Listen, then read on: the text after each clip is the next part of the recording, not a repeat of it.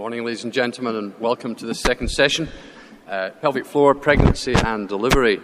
My name is Bob Freeman. I'm a gynaecologist from Plymouth in the UK, and my co-chair is Helena Frawley, physiotherapist from Melbourne in Australia. And we have 4 really interesting papers in this session on this very important topic, particularly looking at possible risk factors for obstetric pelvic floor injury and maybe methods of prevention with pelvic floor muscle training. So, without further ado, I'd like to call upon our first speaker, who is Xavier Fritel from Poitiers in France, who and his colleagues have put forward this abstract on prevention of postnatal urinary incontinence by antenatal pelvic floor muscle exercise. It's a secondary per protocol analysis of the 3PN prenatal pelvic floor prevention randomized trial. Xavier.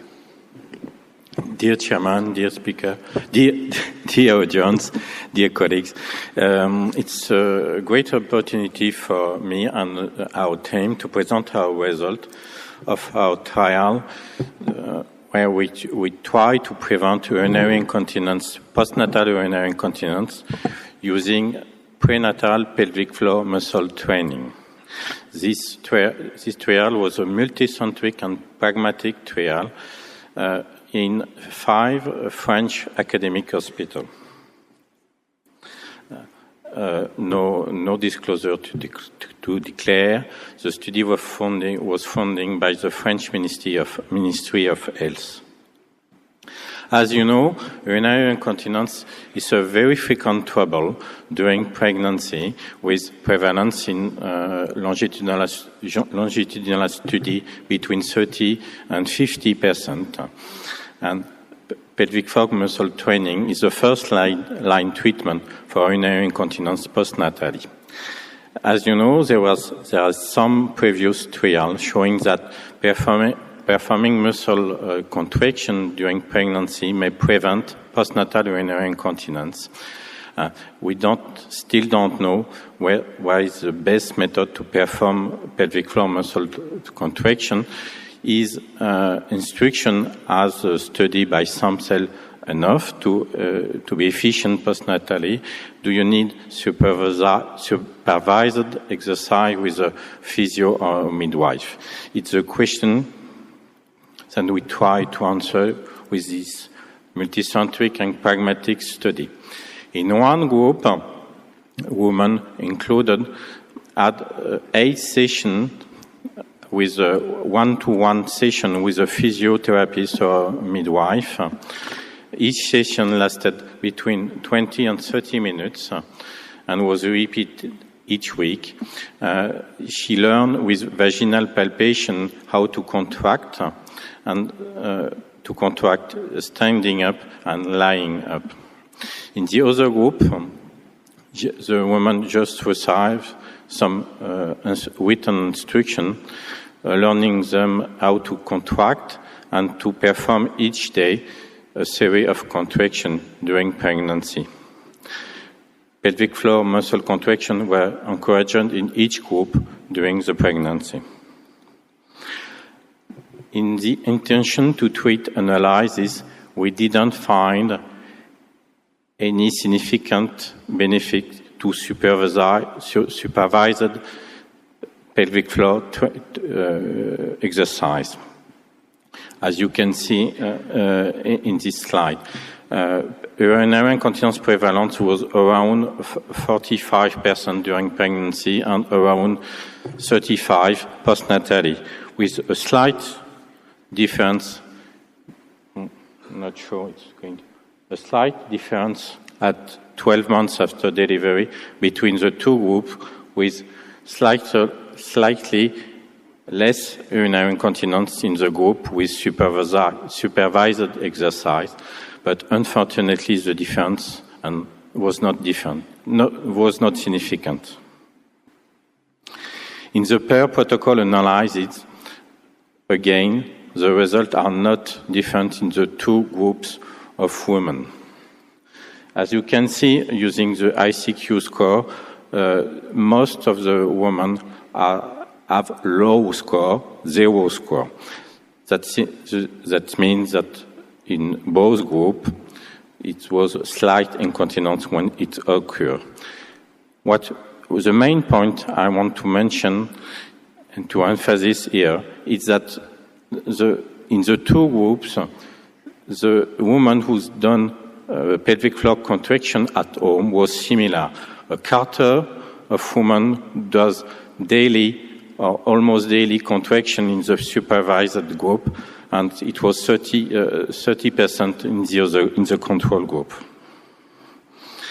In the period analyzed regarding urinary incontinence, a study of urinary incontinence at baseline, we found no difference, absolutely no difference in women without incontinence at baseline. There was a slight difference in women with incontinence at the inclusion date during pregnancy. In this type of woman, there was less persistent urinary incontinence postnatally if we undergone supervised exercise, but again, the difference was not significant. So, to conclude, we didn't find any effect, preventive or curative effect of supervised exercise compared to instruction only to perform Kegel exercise in our trial. As you know, 5 previous randomized trials have positive results in favor of supervised prenatal exercise. So, what's wrong with our trial? First, we use in the control group written instruction. That is a main point of difference between the previous trial, because in all the trials there was no specific instruction, and in 2 trials, women was in the control group were advised to not perform pelvic floor contraction. Secondly, and often disappointing, there was a low commitment. Only a quarter of women performed daily exercise at home. The program duration was slightly shorter than previously, 8 weeks in place of between 8 and 12.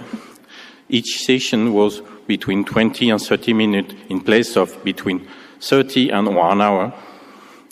But from my point of view, our point of view, the main difference, it was a multicentric and a day life practice. What I mean, there was 35 caregiver, physiotherapists or midwife performing the session of pelvic floor muscle training. In the previous study, it was 1 academic center and between 1 and 5 physio performing the same. In our study, women were included in the academic hospital, but the session of pelvic floor muscle training was in private practice, in non-academic private practice. The question is, we were unable to reproduce a very specific, an academic result in a daily life practice. Thank you for your attention. Thank you very much. This paper is now open for questions. If you are asking questions, could you possibly come to the microphones at the front, as we are unable to see you at the back because of the lights? Can I ask you, Xavier? In table 1, you presented the ICIQ scores as greater than 0. Have you looked at severity in the 2 groups and whether there was any difference? Bob, I have not the response yet, but when you look at the mean or the median, you can see it was slight urinary incontinence. That may explain a part of our negative result. Okay, thank you. Kat. Karbu, Oslo, Norway. Thank you very much for a very good study with high methodological quality.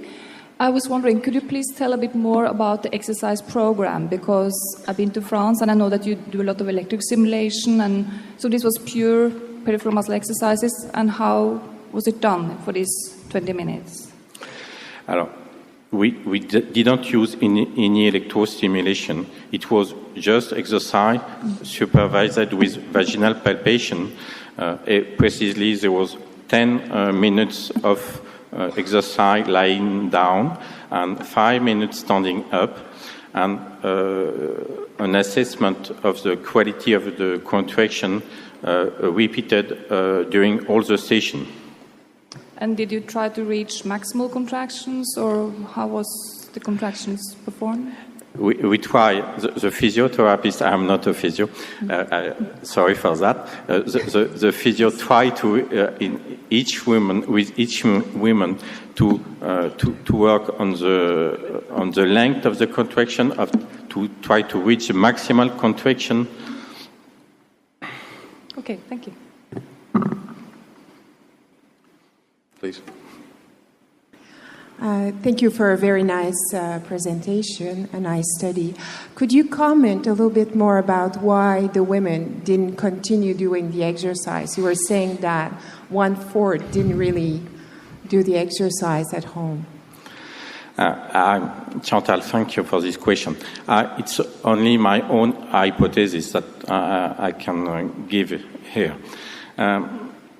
First, maybe there was not a lot involved in this prevention.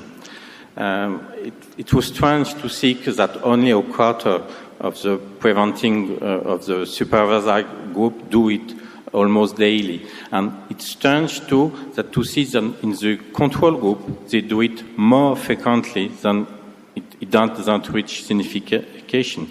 But that means for me that they feel that that was enough with the physio, and they was not mobilized to do it themselves. And in the control group, you showed that they had a little bit more, they were a little bit more incontinent at the beginning. So Yes. maybe a little bit more incentive for them to do it. It's not at the beginning, it's at the end. We have more persistent urinary incontinence. What I believe, what I can hypothesize now, it's we were not efficient in women continent at baseline, but perhaps we were efficient in women incontinent at baseline. But the study was not enough powerful to show that. Okay, thank you. Next question, please. Siv Mørkve, Trondheim, Norway. Thank you for a very nice study. The main problem, I think, with your results is that only 25%, as you presented yourself, really adhered to the training program. Isn't that correct? Could you rephrase? I haven't understand. Only 25% followed the training program. No, it's only 25% follow the training program at home, but in the per protocol analyzing, all the women follow the supervised program. Okay. It's a difference between we ask all the women if they perform their contraction at home after I've seen the physio. Okay, I'm not quite sure I understand but I think the main part here is that you need a program that is really high quality exercise program, and you need to be to take care of the patients so that they really follow the program. Because if you are not following doing the exercises, or you don't take the medication, it's the same problem. You won't have any effect. I perfectly agree that. I perfectly agree with you. It was less intensive but pragmatic. We try to do it in the real life. So have we. Let's move on to the next question. I have no doubt of that. Thank you.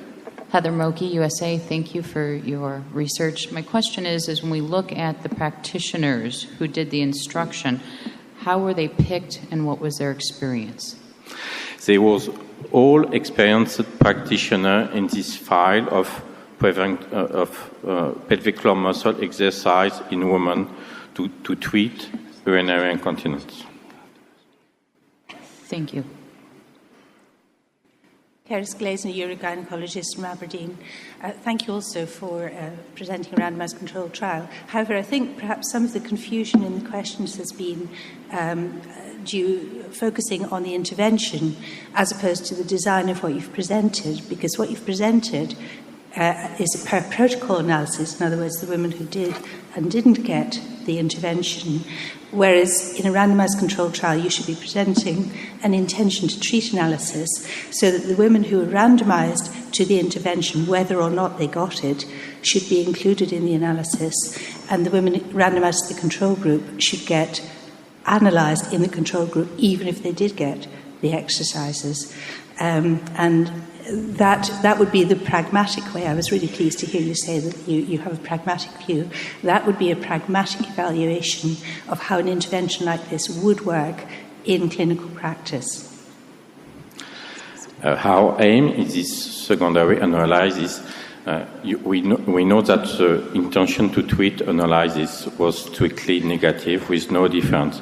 It was to look after if when we exclude the women that have done their session with the physio, is that it changed the result. And unfortunately, it doesn't change the result. So that backs up the ITT analysis, that even if you did do it that way, it still shows no effect of the intervention. Am I right? Yeah. Thank you. Thank you. Thank you very much indeed, Xavier. Thank you, Bob.